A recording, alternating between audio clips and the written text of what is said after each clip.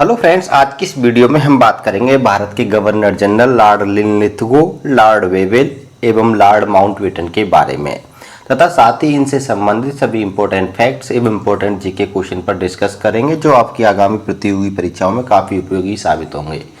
सभी फैक्ट्स एवं question important एवं सेलेक्टेड हैं जिनकी आगामी परीक्षाओं में आने की पूरी संभावना बनती है, तो वीडियो को अंत तक अवश्य देखिएगा। तो शुरू करते हैं अपने टॉपिक को। सबसे पहले हम पढ़ेंगे गवर्नर जनरल लॉर्ड लिनलिथगो के बारे में। देखिए, इनके सबसे पहले हम देखेंगे कार्यकाल को कि इनका कार्यकाल क्या था भारत के गवर्नर जनरल के रूप में। अब देखिए, इनकी सबसे इंपॉर्टेंट बात यह है कि इनका जो कार्यकाल था वो वर्ष 1936 से लेकर 1943 ईस्वी तक था। यानी 1943 की जगह हम यहाँ 44 भी कर सकते हैं कि इनके जो 1943 के लास्ट दिसंबर तक इनका कार्यकाल था, तो कई जगह 43 भी मिल जाता है और कई जगह यहाँ पे 44 भी मिल जाता है। कंफ्यूज होने की बात नहीं है। तो यानी कुल मिलाकर 1936 से लेकर 1944 ईस्वी तक भारत के क्या थे, गवर्नर जनरल थे। वायसराय नहीं थे, क्योंकि देखिए वायसराय क्या था कि वायसराय का जो पद था, ये सृजित किया गया था 1857 की क्रांति के बाद 1858 ईस्वी में। इससे पहले भारत में गवर्नर जनरल का पद ही सृजित था। 1857 की क्रांति के बाद में 1858 ईस्वी में महारानी विक्टोरिया के घोषणा पत्र के अनुसार भारत में गवर्नर जनरल को वायसराय कहा जाने लगा था। इसके अलावा वो गवर्नर जनरल तो था ही, इसके अलावा उसको एक नई और उपाधि थी वायसराय। जब वो ब्रिटिश ताज के दिन कार्य करता था तब उसको वायसराय कहा जाता था, और जब वह कंपनी के सेनापति के रूप में कार्य करता था तब उसको गवर्नर जनरल कहा जाता था। इस प्रकार क्या होता था कि जो वायसराय और गवर्नर जनरल दोनों एक ही आदमी होते थे 1858 के घोषणा पत्र के अनुसार। अब क्या होता है कि 1935 के भारत सरकार अधिनियम के अनुसार क्या होता है कि जो गवर्नर जनरल और वायसराय जो पद था, इस पद को पुनः दोबारा से क्या कहा जाने लगा, गवर्नर जनरल कहा जाने लगा था। ये बात याद रखनी है। तो देखिए, क्वेश्चन यहाँ से बनता है कि किस अधिनियम के द्वारा गवर्नर जनरल एवं वायसराय को पुनः गवर्नर जनरल कहा जाने लगा था। तो इसका सही आंसर है भारत सरकार अधिनियम 1935 के अनुसार। बात करते हैं नेक्स्ट अगले क्वेश्चन की कि किस गवर्नर जनरल के काल में मुस्लिम लीग के द्वारा 22 दिसंबर, ये डेट याद रखनी है आपको कि 22 दिसंबर 1939 ईस्वी को मुक्ति दिवस व धन्यवाद दिवस के रूप में मनाया गया था। ये बात याद रखनी है, इंपॉर्टेंट है कि जो 22 दिसंबर 1939 है, इस डेट को क्या होता है कि जो मुस्लिम लीग होती है ये क्या करती है, मुक्ति दिवस और धन्यवाद दिवस के रूप में इस दिन मनाती है। इस डेट को याद रखना है। और उस समय भारत के जो गवर्नर जनरल थे वो लॉर्ड लिनलिथगो थे, ये भी याद रखना है। कई बार एग्जाम्स में पूछा जाता है कि मुस्लिम लीग ने किस तारीख को मुक्ति दिवस व धन्यवाद दिवस मनाया था, तो याद रखना 22 दिसंबर 1939 को।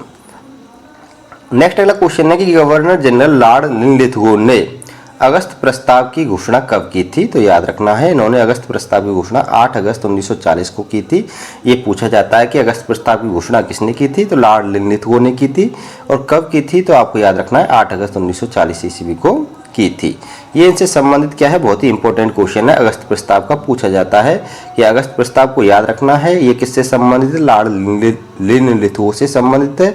और एक किसकी घोषणा कब की गई थी, 8 अगस्त 1940 को की गई थी। ये 3 पॉइंट अवश्य याद रखने हैं आपको। इसके अलावा हम देखते हैं अन्य महत्वपूर्ण कार्य कि लॉर्ड लिनलिथगो के शासनकाल में यानी कार्यकाल के दौरान कौन कौन से इंपॉर्टेंट कार्य हुए थे इंडिया के अंतर्गत, उनको देख लीजिए। देखिए, लॉर्ड लिनलिथगो के शासनकाल में ही वर्ष 1939 ईस्वी में सुभाष चंद्र बोस के द्वारा फॉरवर्ड ब्लॉक नामक संस्था का गठन किया गया था। ये बात भी याद रखनी है। फॉरवर्ड ब्लॉक नामक संस्था के संस्थापक कौन थे, सुभाष चंद्र बोस थे। उसकी स्थापना कब की गई थी, 1939 ईस्वी में की गई थी। ये बात याद रखना है। इसके अलावा वर्ष 1942 में क्रिप्स मिशन भारत आया था। ये भी बात याद रखनी है कि क्रिप्स मिशन भारत कब आया था, 1942 ईस्वी में। और वायसराय कौन थे, सॉरी गवर्नर जनरल कौन थे उस समय भारत के, लॉर्ड लिनलिथगो थे। ठीक है, ये बात याद रखनी है। 1940 ईस्वी में विंस्टन, यहाँ पे टा है, ये रा नहीं है, टा है। विंस्टन चर्चिल क्या बने थे, ब्रिटेन के प्रधानमंत्री बने थे। ये भी बात याद रखनी है लॉर्ड लिनलिथगो के शासनकाल में। इसके अलावा 1943 ईस्वी में सिंगापुर में आज़ाद हिंद फौज का गठन किया गया था। सुभाष चंद्र बोस के द्वारा पुनर्गठन किया गया था। ये बात याद रखनी है। कैप्टन मोहन सिंह के द्वारा आज़ाद हिंद फौज की स्थापना की गई थी, लेकिन इसका पुनर्गठन सुभाष चंद्र बोस के द्वारा सिंगापुर में 1943 ईस्वी में किया गया था। ये बात भी आपको याद रखनी है। 1937 ईस्वी में पहली बार एक गांव यानी फैजपुर जो बंगाल में स्थित था, इसमें कांग्रेस का अधिवेशन हुआ था और इसके अध्यक्ष कौन थे? जवाहरलाल नेहरू थे। तो कांग्रेस का जो पहला गांव में अधिवेशन किया गया था वो फैजपुर में हुआ था। कांग्रेस का पहला गांव वाला अधिवेशन था फैजपुर अधिवेशन, ठीक है, ये बात याद रखनी है। और जिसके अध्यक्ष कौन थे जिस कांग्रेस अधिवेशन के? जवाहरलाल नेहरू थे, JL नेहरू थे, ये बात भी याद रखनी है। इसके अलावा 1942-43 ईस्वी में कांग्रेस ने भारत छोड़ो आंदोलन प्रारंभ किया था महात्मा गांधी के नेतृत्व में, ये बात भी याद रखनी है। और भारत छोड़ो आंदोलन के समय भारत के गवर्नर जनरल लॉर्ड लिनलिथगो थे, ये बात याद रखनी है। ये थे लॉर्ड लिनलिथगो से संबंधित सभी इंपॉर्टेंट फैक्ट्स एवं क्वेश्चंस। अब बात करते हैं हम लॉर्ड वेवेल के बारे में।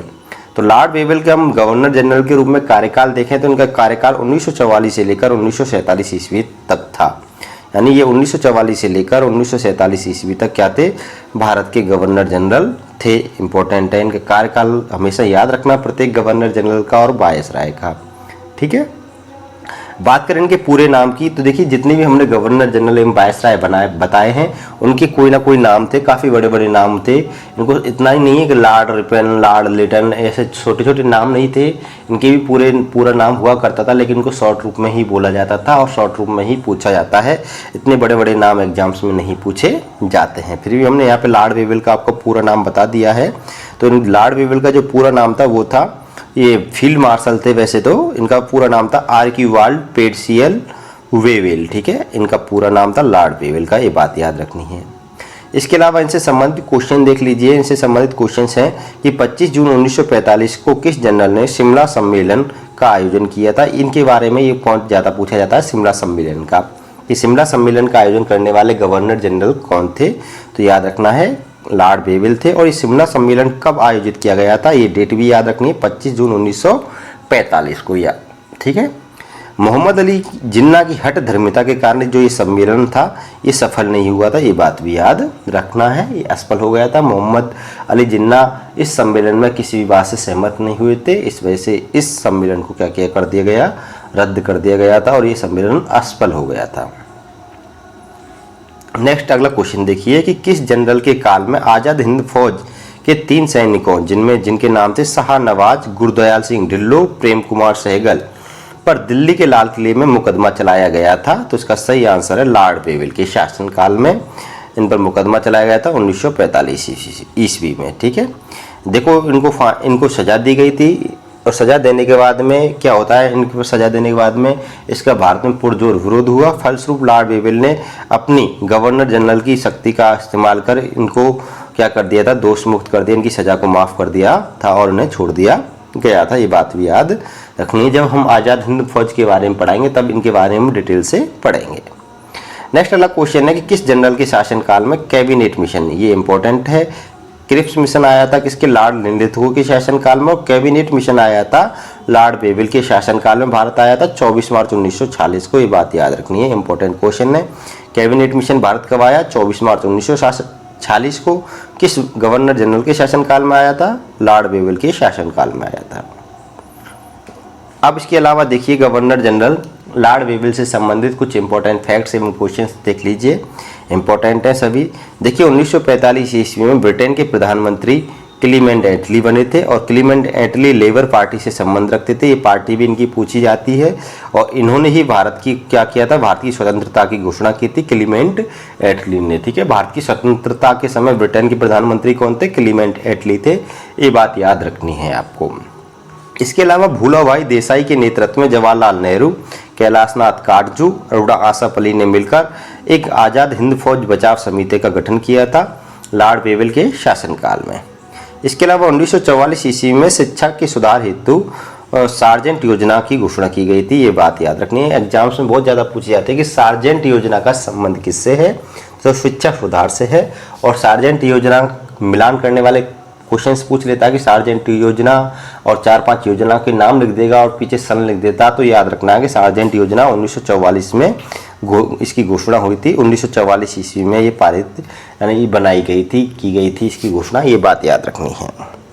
इसके अलावा लॉर्ड वेवेल के शासनकाल में ही 9 दिसंबर 1946 को संविधान सभा की पहली बैठक का आयोजन किया गया था, जिसके पहले दिन अस्थायी अध्यक्ष थे डॉक्टर सच्चिदानंद सिन्हा। इसके अलावा 11 दिसंबर को फिर स्थायी रूप से डॉक्टर राजेंद्र प्रसाद को संविधान सभा का स्थायी अध्यक्ष बनाया गया था। ये बात भी याद रखनी है आपको। इसके बाद में पढ़ते हैं गवर्नर जनरल लॉर्ड माउंटबेटन के बारे में। ये भारत के क्या थे? अंतिम ब्रिटिश गवर्नर जनरल हैं और इम्पोर्टेंट भी हैं। इनके कार्यकाल को देखें तो इनका जो कार्यकाल था 1947 ईस्वी से 1948 ईस्वी तक था। लॉर्ड माउंटबेटन ने भारत का विभाजन किया था, इसलिए इनको भारत के विभाजन के लिए उत्तरदायी माना जाता है और भारत विभाजन के लिए इन्होंने माउंटबेटन योजना की घोषणा की थी और ये घोषणा उन्होंने की थी 3 जून 1947 को। इस कारण इसको 3 जून योजना भी कहते हैं। कई बार पूछ लेता कि 3 जून योजना किससे संबंधित थी? लॉर्ड माउंटबेटन से संबंधित थी। ठीक है, और लॉर्ड माउंटबेटन ने ही भारत और पाकिस्तान बनाने की घोषणा की थी, जिसको माउंटबेटन योजना के नाम से जाना जाता है और इस योजना की घोषणा की गई थी 3 जून 1947 को। इसके अलावा ये स्वतंत्र भारत के क्या थे? प्रथम व अंतिम गवर्नर जनरल थे। ये बात याद रखनी है। तो लॉर्ड माउंटबेटन क्या है? स्वतंत्र भारत के प्रथम व अंतिम अंग्रेज गवर्नर जनरल हैं। ठीक है, कौन है ये? अंग्रेज गवर्नर जनरल हैं लॉर्ड माउंटबेटन। इनके बाद भी चक्रवर्ती राजगोपालाचारी क्या बने थे? भारत के गवर्नर जनरल बने थे। वो भारत के एकमात्र भारतीय गवर्नर जनरल और भारत के अंतिम गवर्नर जनरल भी हैं। ठीक है, ये अंतिम अंग्रेज गवर्नर जनरल हैं, वो अंतिम भारतीय गवर्नर जनरल हैं या अंतिम गवर्नर जनरल भी कह सकते हैं चक्रवर्ती राजगोपालाचारी को। और मैं आपको बता दूं कि जब भारत का विभाजन हुआ तो विभाजन के फलस्वरूप 2 देश बने। एक भारत से एक नया देश बनाया गया था पाकिस्तान। भारत तो था ही ऑलरेडी। अब पाकिस्तान जो देश बना था, इसके जो गवर्नर जनरल थे स्वतंत्र भारत के, स्वतंत्र पाकिस्तान के गवर्नर जनरल बनाए गए थे पहले मोहम्मद अली जिन्ना। इधर भारत के बने थे लॉर्ड माउंटबेटन। ये बात आपको याद रखनी है। और लॉर्ड माउंटबेटन के बाद में चक्रवर्ती राजगोपालाचारी बने थे, जो भारतीय गवर्नर जनरल थे और अंतिम गवर्नर जनरल थे। ये बात याद रखनी है। ये थे दोस्तों लॉर्ड माउंटबेटन से संबंधित सभी इंपॉर्टेंट फैक्ट्स।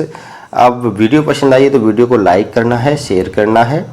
हमने यहाँ पे दोस्तों कम्प्लीटली सभी गवर्नर जनरल एवं वायसराय को यहाँ तक कम्प्लीटली पढ़ा दिया है। इसके अलावा बाकी के जो पहले के गवर्नर जनरल और वायसराय हैं उनको भी अगर आपको पढ़ना है तो आप हमारी चैनल की प्लेलिस्ट में जाइएगा। भारत के गवर्नर जनरल और वायसराय के नाम से प्लेलिस्ट बनी है, वहाँ पे शुरू से लेकर अंत तक सभी गवर्नर जनरल और वायसराय के बारे में आपको प्रत्यक्ष से जानकारी मिलेगी, कंप्लीट जानकारी मिलेगी। ठीक है, तो वीडियो पसंद आई तो वीडियो को लाइक अवश्य करिएगा। आप हमारे चैनल पर नए हो, चैनल को सब्सक्राइब कर लीजिएगा, क्योंकि ऐसे कंटेंट मैं आपके लिए लाता रहता हूँ। फिर मिलूंगा नेक्स्ट अगली वीडियो में, तब तक के लिए अलविदा, बाय बाय।